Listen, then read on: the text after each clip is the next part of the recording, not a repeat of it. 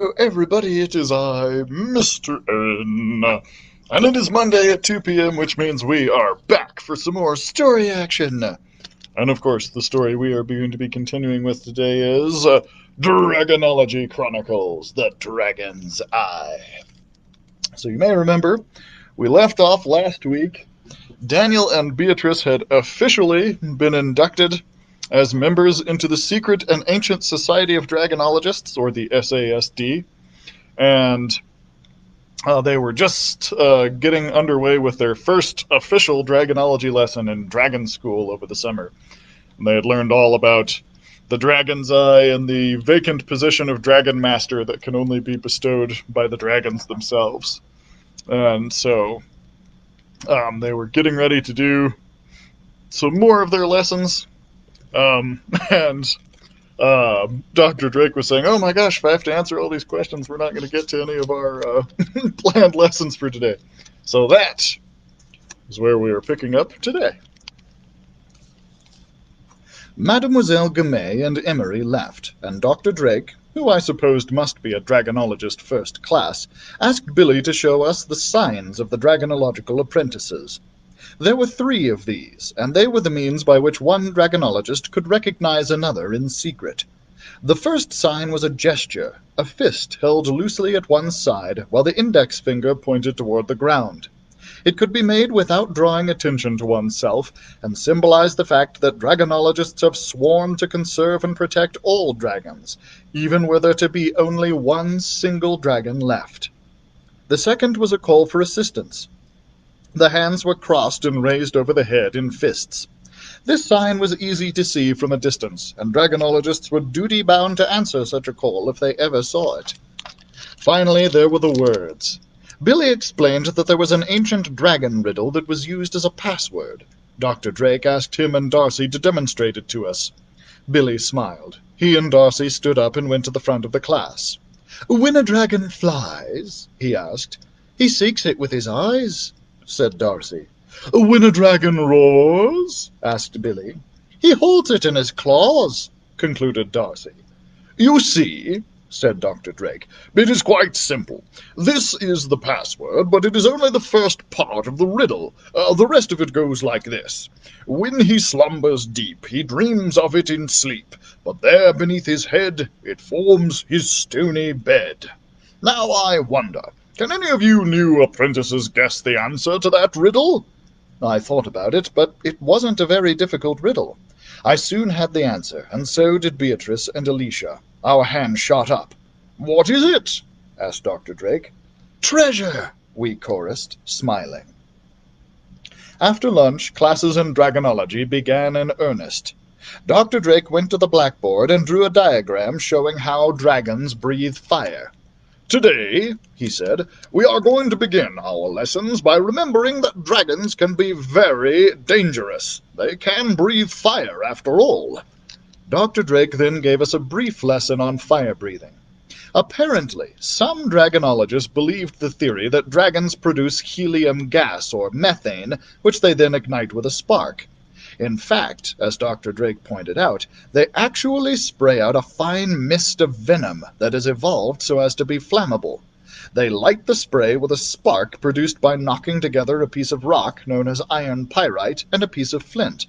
They even carry these around with them in a special pouch in their mouths that has actually evolved for the purpose over millions of years. "Some dragons must travel a great distance to find the necessary rocks to produce the spark," said Dr. Drake. "But fire-breathing is just one of the ways in which dragons can be dangerous. To counter this danger, the experienced dragonologist must remember 5 simple words beginning with F. They are known as the 5 F's of dragonology." As he wrote the following words on the blackboard, Fieldwork, foresight, forwardness, frankness, and fatalities. He underlined the last word 3 times before turning to us. "Can you tell us about field work, Beatrice? You've been doing some with the Knucker?" "Does it mean studying dragons in the wild?" asked Beatrice. "Well, it is a bit more complicated," said Billy. "And why is that?" asked Dr. Drake. Well, you need a record book, and you need to remember the other 4 F's, said Billy. And it's best by far to study dragons in their natural environments. Well, yes, but I think Beatrice was on the right track, don't you? Said Dr. Drake. And what about foresight, Darcy? Proper training and preparation are absolutely essential, said Darcy. Forwardness, Alicia? That's something to do with being brave, isn't it? asked Alicia. Oh, come on, said Billy. I told you, the student must be both daring and truly courageous. Frankness, Daniel? Said Dr. Drake, raising his eyebrow a little.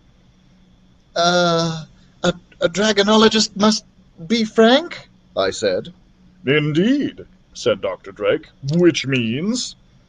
He must tell the truth. Quite, said Dr. Drake.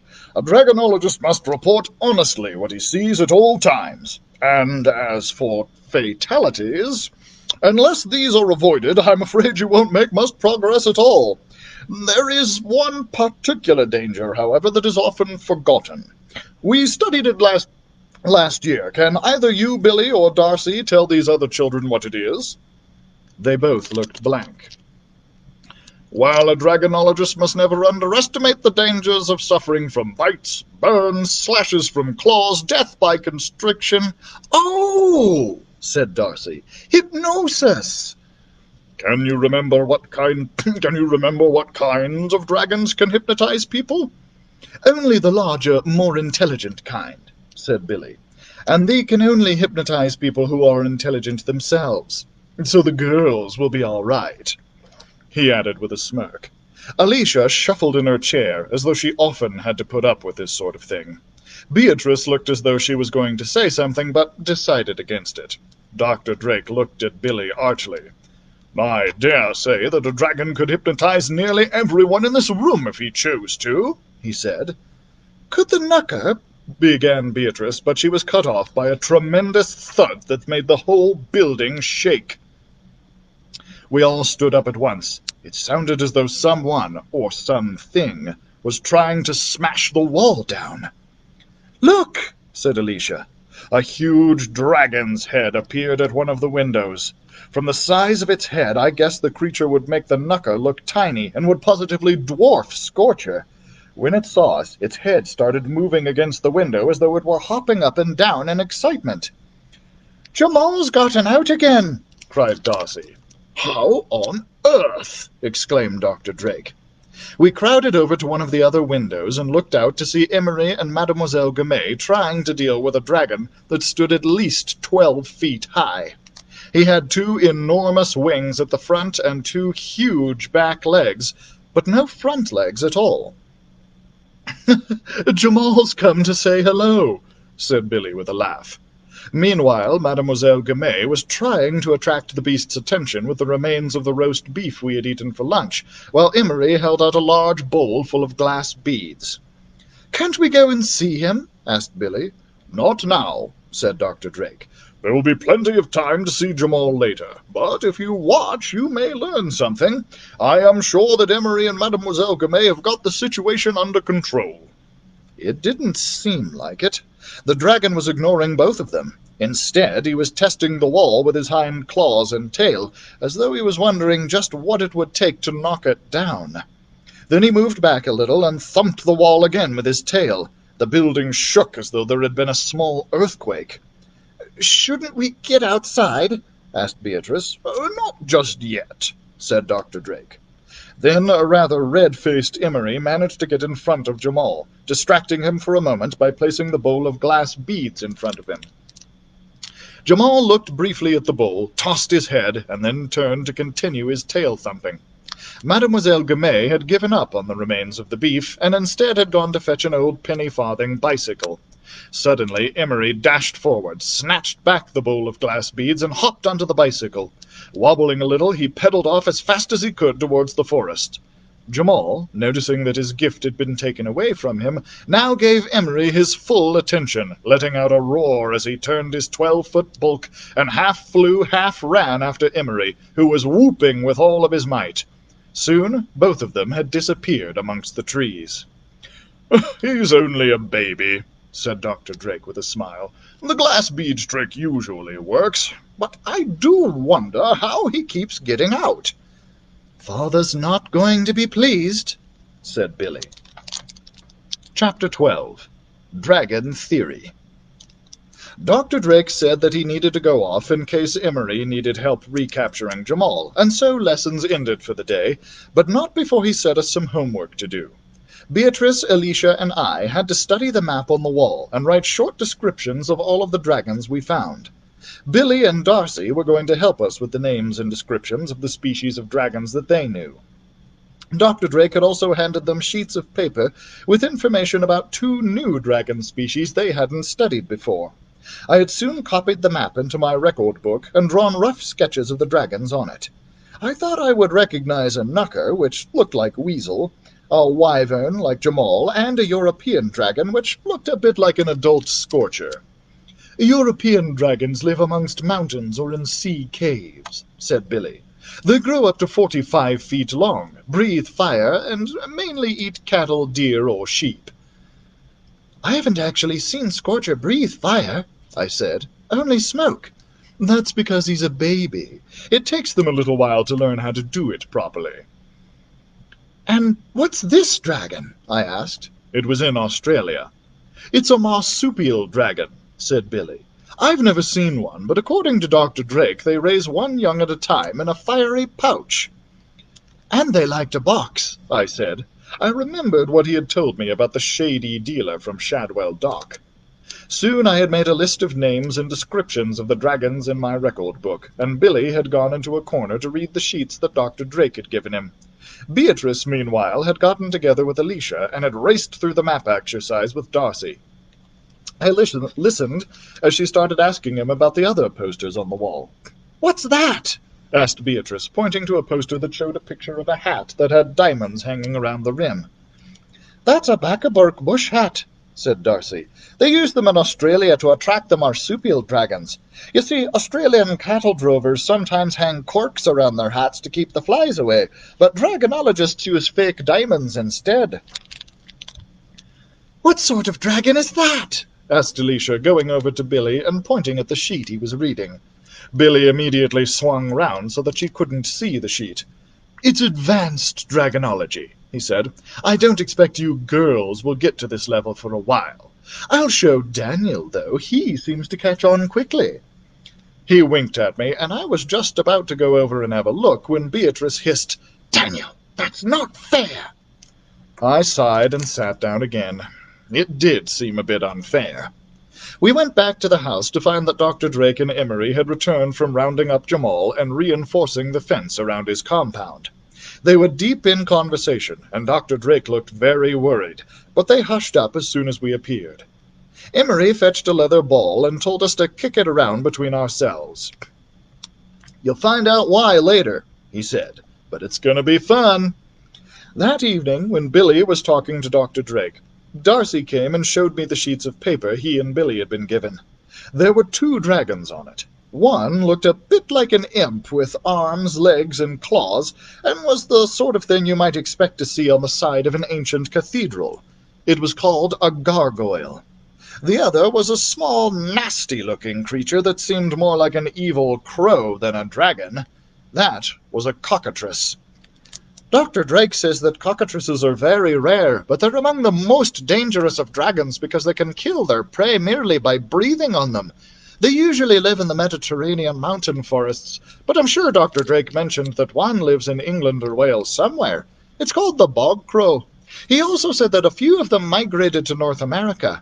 He thinks it might have been the source of the legend of the Marie Celeste. All the passengers and crew were killed by cockatrices, but the dragon got away. "Let's show Beatrice," I said. But when we knocked on the door of the girls' dormitory, there was no reply. I knocked harder, and a voice shouted back, "Sorry, closed for QTB." "Beatrice," I hissed, "do you want to see a cockatrice?" The door flew open. Inside, the room was already covered with pictures and diagrams of dragons that Beatrice and Alicia had made, and their dragonological record books were open alongside Darwin's On the Origin of Species. Beatrice had obviously been teaching Alicia everything she had learned about evolution. Alicia was sitting on the floor beside a large version of the map and some figures of dragons and dragonologists. It seemed as though Beatrice had made up some kind of dragon game. "What's QTB?" I asked. "It's a club," said Beatrice. "No boys allowed." "All right," I said. "I believe you. But do you want to see this cockatrice?" Beatrice fetched a piece of paper so that she could copy it all out. "Do you mind?" she asked Darcy. "Not at all," he said. "I'm sure Dr. Drake won't mind either, now that you've done the homework he set." "Thank you," she said. While Beatrice copied out the details, I tried to have a look at the game she had invented. "How do you play?" I asked. "Sorry," said Beatrice. "QTB members only."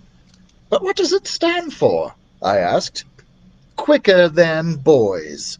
And she shut the door. The following morning we had an introduction to Eastern dragons. We learned that while dragons in the West are often thought of as horrible monsters, in the East, dragons are considered beneficial helpmeets to mankind, and are celebrated with dragon dances and dragon boat races. In the afternoon we learned about a polar cousin of the European dragon known as the frost dragon. We charted the migratory routes of some frost dragons based on sightings by various SASD agents. One of the sightings had come from a place in northern India. I wondered if our parents had reported it. The next day, Emery and Mademoiselle Gummay taught a class on the life cycle of dragons. Mademoiselle Gummay told us that dragons grow continually through their lives, like snakes and crocodiles, and we spent some time looking at various pictures of dragons and estimating their ages from their sizes. Emery showed us an interesting series of pictures that showed how a dragon embryo develops in the egg. On the fourth day, Dr. Drake brought into the schoolroom a pile of what he called dragon-tracking paraphernalia. There was a flame-proof cloak, which looked like a piece of canvas that had been painted with some sort of flame-retardant paint, a whistle that was supposed to summon dragons, and a pair of binoculars that had a convenient compass set into the handle. After he had let us look at them, cautioning us not under any circumstances to blow the whistle, he pointed to the blackboard, which still had the diagram he had drawn showing how dragons breathe fire. "Can anyone remember how dragon fire is produced?" he asked. Beatrice's hand shot up. So did Billy's, but it was a fraction of a second later. "Well, Beatrice?" said Dr. Drake. Beatrice smiled. This was obviously the QTB in action. "The dragon has a special pouch where it puts a piece of flint and a piece of iron... something or other." "Pyrites," said Billy and Dr. Drake at the same time. "Iron pyrites. It uses them to make a spark, and the spark lights the flammable venom in its fangs." "Quite correct," said Dr. Drake. "Now, I think it's time for a little visit to see Scorcher, but we must be careful." And he looked at me. "Scorcher is quite recovered from his illness now, but you mustn't get too close to him.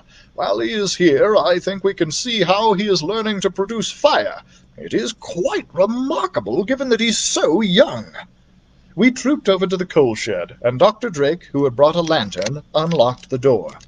Being very careful not to open the door very wide, he went in first and soothed Scorcher with the same lullaby I had heard him use before, and then he called us in. Scorcher was sitting in a corner of the shed, looking rather sleepy. He was no longer in his cage, but instead was sitting atop the strangest pile of things imaginable.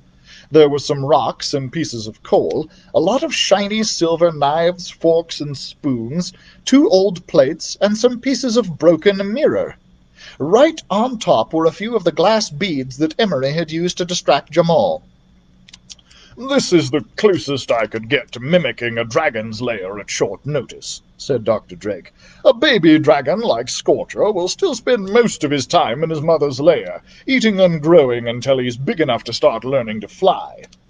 From what I had seen at Dr. Drake's Dragonalia, Scorcher was already learning to fly, but I didn't say anything. I didn't want to do anything much except look at him. Dr. Drake took a glass bead from his pocket and showed it to Scorcher, who immediately perked up and gave a little screech. "Now keep back and watch," he said. He pocketed the bead, and Scorcher immediately left the top of the pile and hopped over toward us. "Now," said Dr. Drake, "fetch!" He pretended to throw the bead over Scorcher's shoulder. Scorcher raced back over to where he thought the bead had landed and sniffed for it. When he couldn't find it, he became agitated. Pretty soon I saw him making a snort of strange movement with his jaw, and I guessed he was jiggling about a piece of flint and iron pyrites. Sure enough, when you knew what to look for, you could see the little sparks he was making. I also saw a wisp of the same cloud of sulphurous smoke I had seen in Dr. Drake's Dragonalia. Scorcher turned and looked right into my eyes, as though asking me what had happened to the shiny thing that Dr. Drake had thrown. I couldn't turn away. I felt a sudden urge to go over to him. As I started going towards him, someone pulled me back, but I shook the person off. Beatrice shouted, and Scorcher started screeching loudly and flapping his wings. I can't remember anything that happened after that until I came outside. Beatrice and Dr. Drake were standing over me, and the other children were nearby, looking worried. "Will he be all right?" demanded Beatrice. "What happened to him?" "I'm afraid that Daniel has undergone a small case of dragon hypnosis," said Dr. Drake. "I am sorry. It is quite unprecedented for a dragon as young as Scorcher to hypnotize someone, but he will be all right, I promise." "What happened?" I asked. "Daniel," said Dr. Drake gravely, "you must rest. When you have rested, I want you to come and see me in my office. But until then, I am going to ask you to let me have your dragon record book, and I am going to ask you to stay in another bedroom." I was devastated. Did this mean I wasn't going to be able to study dragons anymore? But I felt so lightheaded I didn't know what to do.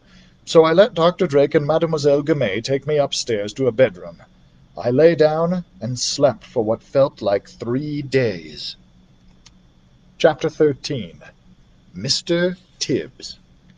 As I slept, I dreamt.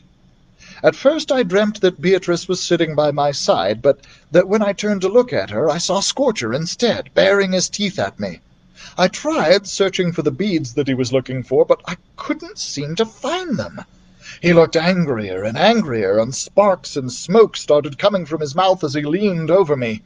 Then he turned into Dr. Drake, mopping my brow with a damp cloth. Then Dr. Drake turned into Ignatius Crook, holding up one of the glass beads triumphantly. "It is mine!" cried Ignatius in my dream. "The dragon's eye is mine!" He let out a wicked laugh and disappeared into a dark doorway between the window and the wardrobe. After he had gone, I tried to get up to warn Dr. Drake, but I felt as though I were lying on a bed made of bits of broken mirror, and I daren't move in case I rolled over onto anything sharp. At last I woke up properly in a cold sweat.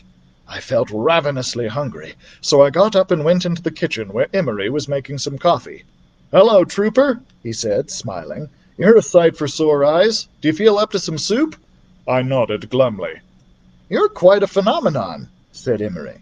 "You know, dragons can't usually hypnotize people until they're fully grown. I don't think Scorcher meant to do it. It just happened." "Will I be able to carry on studying dragonology?" I asked. "Don't worry about that," he said. "Have some soup." But I was worried about it. While I was having my soup, Beatrice came rushing in and gave me a hug. "I was so frightened, Daniel," she said. "I'm all right," I said. After I had finished the soup, we went into the garden. I looked at the rabbits. I thought about Weasel and Jamal and Scorcher. Then I saw a strange carriage sitting beside the house. "I've got to go see Dr. Drake," I said. "I think he's got company," said Beatrice. "I have to go and see him, though," I said. When I got to Dr. Drake's study, I had a strong sense of déjà vu. There was a lot of angry shouting coming from inside, and I heard the name Ignatius Crook more than once. It must be Mr. Tibbs, I thought.